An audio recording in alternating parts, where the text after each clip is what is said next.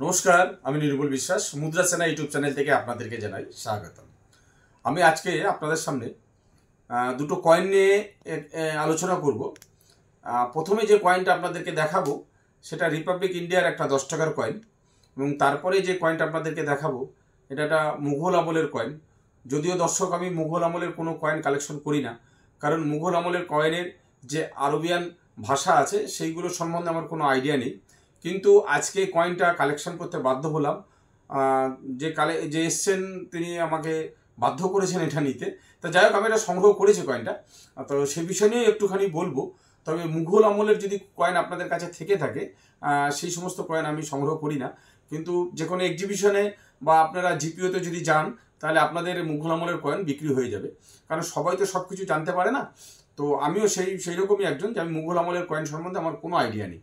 তথাপি আজকে সংগ্রহ করেছি, সে বিষয়ে আপনাদেরকে একটু বলবো।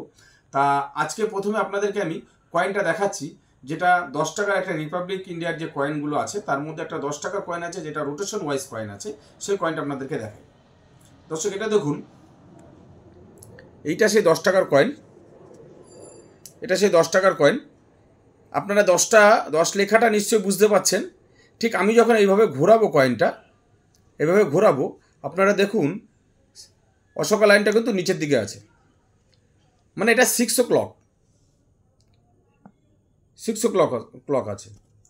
এই কয়েনটা মোটামুটি আপনি 150 থেকে 200 টাকার মধ্যে দাম পেতে পারেন। এই ধরনের কয়েন যদি কন্ডিশন ভালো থাকতো কয়েনটা, তাহলে আরও বেশি দাম পেতেন।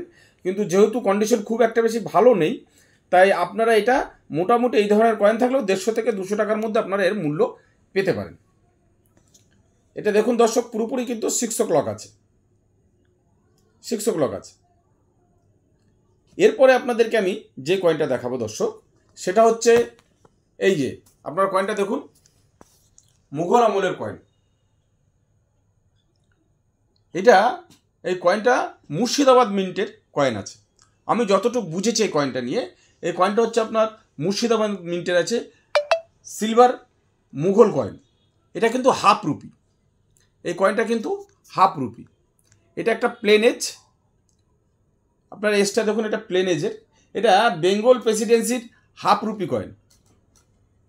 এটা একটা সিলভার কয়েন আছে, কারণ কয়েনের মেটালটা সম্বন্ধে আমার যতটা আইডিয়া আছে, এটা 100% একটা সিলভারের মেটাল আছে এবং সিলভার কয়েন আছে।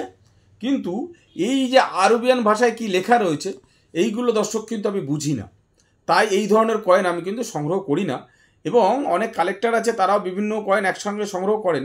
যারা এই কয়েন সম্বন্ধে আইডিয়া নেই বা এই ভাষা সম্বন্ধে যাদের কোনো আইডিয়া নেই, তাদের এই কয়েন না সংগ্রহ করাটাই ভালো। কারণ যে কোনো কয়েন কেনার আগে কয়েন সম্বন্ধে জানতে হবে, কয়েনে কী লেখা আছে, কি মিন্ট আছে, কোথায় তৈরি করা হয়েছে। এটা মুর্শিদাবাদ মিন্টের, এই কয়েনটা মুর্শিদাবাদ মিন্টের, বেঙ্গল প্রেসিডেন্সির মুর্শিদাবাদ মিন্টের কয়েন এটা। তো এই সম্বন্ধে আমার অতটা আইডিয়া নেই, যতটা আইডিয়া আমার আছে, যতটুকু আমি বুঝলাম, তাতে এই কয়েনটা এই আছে। এটা হাফ রুপি আছে এবং এটা সিলভার কয়েন আছে। এটা হাফ রুপি এবং সিলভার কয়েন আছে। এই ধরনের কয়েন আমি কালেকশন করি না, এবং যারা এই কয়েন সম্বন্ধে আইডিয়া নেই তাদের কালেকশন না করাটাই ভালো। তো যাই হোক দর্শক, আজকের এই জানকারিটা আপনাদের দুটো কয়েনের দিলাম।